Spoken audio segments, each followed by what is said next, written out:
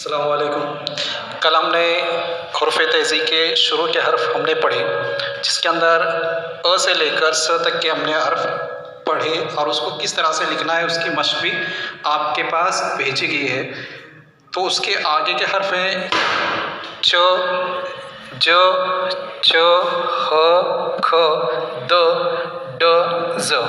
ये हर्फ की अभी हमें क्या करना है, मशक़ करना है कि इसको किस तरह से लिखा जाता है और इसको किस तरह से पढ़ा जाता है। तो आपकी घर वालों के साथ रहबरी के लिए हमने क्या किया है, मराठी में उसके अल्फाज दिए गए हैं। जैसे ऊपर ज है तो मराठी में आपको वहाँ पर ज लिखा हुआ है, च लिखा हुआ है, ह लिखा हुआ है, ख लिखा हुआ है, द, ड, ज।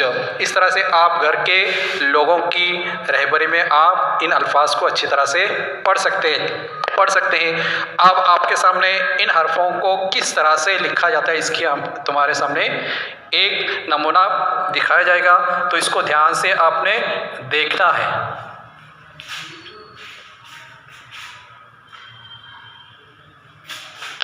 पहला हर्फ है ज।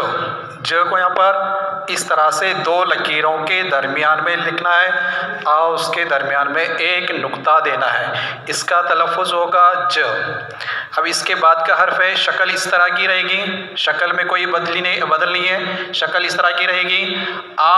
सिर्फ इसके अंदर 3 नुक्ते दिए जाएंगे बीच में, उसके बीच में 3 नुक्ते जाएंगे, जिसको हम क्या कहेंगे, च कहेंगे। क्या कहेंगे हम उसको, च कहेंगे। और उसके बाद का हर्फ है ह। अब ये ह की शक्ल भी इस तरह से है, उसको लिखेंगे इस तरह से, और इसके अंदर कोई नुक्ता नहीं देंगे, न बीच में देंगे न ऊपर देंगे। इसको क्या पढ़ेंगे हम, ह पढ़ेंगे। उसके बाद का हर्फ है ख। ख को किस तरह से लिखना है, जैसे हमने बाकी के हर्फ लिखे इसी तरह से, और इसको नुक्ता कहाँ पर देना है, ऊपर हिस्से में देना है। कहाँ देना है, ऊपर हिस्से में देना है। तो इसको हम क्या पढ़ेंगे, ख पढ़ेंगे। इसके बाद के हर्फ हैं द, ड, ज। इनकी शक्ल थोड़ी सी बदल है, तो इसको किस तरह से लिखा जाए, ध्यान से देखेंगे। इसको क्या लेंगे, कहेंगे द। इसी तरह से शक्ल रहेंगी, सिर्फ उसके पर एक निशानी रहेगी, जिसको हम क्या कहते हैं, ड कहते हैं। क्या कहते हैं इसको हम, ये निशानी के साथ पढ़ेंगे, ड कहेंगे। ये हर्फ जो है ऊपर वाला हर्फ, ये आपके आगे हर्फों में आएगा, जिसको हम क्या कहते हैं, त कहते हैं। मगर यहाँ पर इसको देने के बाद इसका तलफ़ुज़ बनता है ड। इसके बाद का हर्फ है ज। शक्ल इस तरह से रहेगी, सिर्फ यहाँ पर नुक्ता रहेगा। इस तरह से ये हर्फों की लिखने की बनावट है। आपके सामने पहले हर्फ को बड़ी शक्ल में, एक बड़ी शक्ल में मैं यहाँ पर किस तरह से लिखना है उसके निशानात के ज़रिए मैं बताऊँ। देखो यहाँ पर पहले मैं लिखूँगा ज, लिखूँगा ज को बड़ी शक्ल में लिखूँगा। अब इसकी शक्ल लिखने के वक्त यहाँ से शुरू करेंगे, इसकी तरफ लेंगे, फिर इसको अंदर लेंगे, फिर इसको अंदर लेंगे, फिर इसको यहाँ पर लेंगे, फिर यहाँ पर नुक्ता देंगे। इस तरह से उसकी बनाने की शक्ल है। और एक मरतबा देखें हम,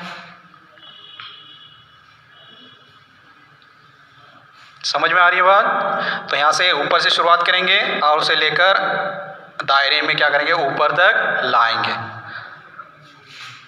दोबारा देखें आप, ये शक्ल लिखने में थोड़ा सा मुश्किल है, मगर इसकी मशक हो जाएंगी तो आसान हो जाएगा।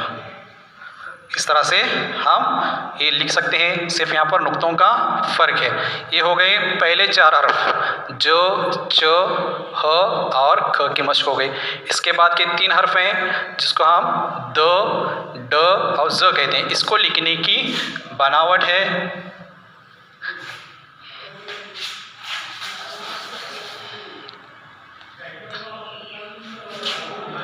यहाँ पर देखें द किस तरह से लिखना है, तो इसको लेकर यहाँ पर लकीर के ऊपर ही रखना है, लकीर के नीचे खींचना नहीं है, सिर्फ लकीर के ऊपर लेंगे। यहाँ पर चौक की वजह से आपको इस हुर्फ की बनावट मोटी नज़र आती है, मगर आप जिस कलम का इस्तेमाल करेंगे वहाँ पर लिखाई में उसकी क्या होगी, बनावट बारीक होगी।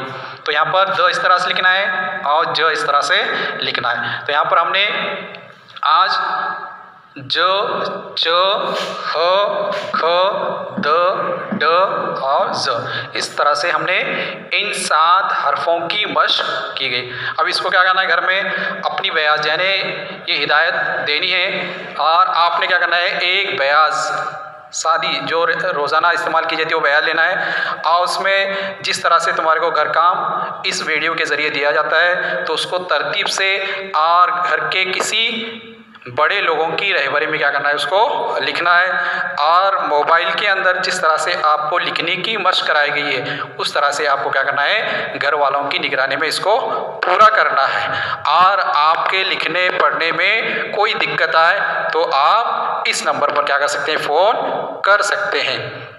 आज का ये तुम्हारा दूसरा सबक है, इसको आप क्या करेंगे, मुकम्मल तौर पर घर में इसकी मशक करेंगे।